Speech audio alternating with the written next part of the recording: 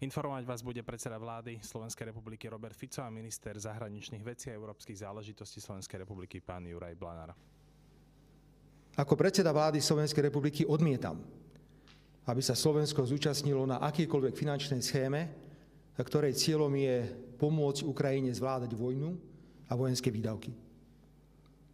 Môže vykrikovať Korčok a ďalší, že ani náboj. Áno, zadarmo ani náboj. Keď si od nás chce niečo kúpiť, predáme. Prečo nie? Ak dnes Spojené štáty majú plné sklady zbraní a hovoria, kupujte od nás a dávajte na Ukrajinu.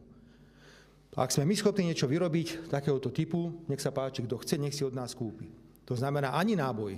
Znamená, že zadarmo nepôjde žiadna smrtiaca pomoc na Ukrajinu a nezúčastníme sa žiadnej schémy, ktorá by viedla k tomu, že budeme financovať vojenské potreby Ukrajiny. Ale kladiem si otázku, ako je možné, že máme dva rozdielne svety. Slovnaft nie je nákupca ropy.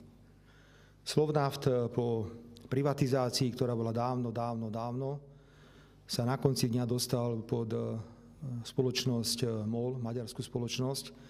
A je to Maďarsko, ktoré uzatvára konkrétne dohody a MOL je ten, kto nakupuje ropu. Preto všetky tieto rozhodnutia sa prijímajú bohužiaľ v Budapešti a nie na Slovensku. Viete, my veľmi intenzívne pracujeme teraz na podpise medzivládnej dohody so Spojenými štátmi ohľadne jadrového reaktoru a možnej spolupráce s americkými spoločnosťami.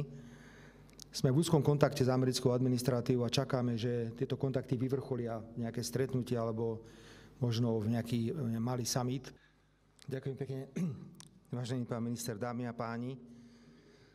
Nenakupujeme ropu my znovu, to je maďarská rafinéria.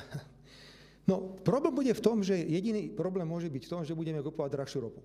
A že bude všetko drahšie. To je výsledok všetkých týchto sankcií. Čiže opäť sa potvrdilo, že nie je poškodený ten, voči komu tá sankcia je určená, ale poškodení sme my, ktorí tie sankcie vymýšľame. Máme svet vás, médií, protivládnych, máme svet opozície,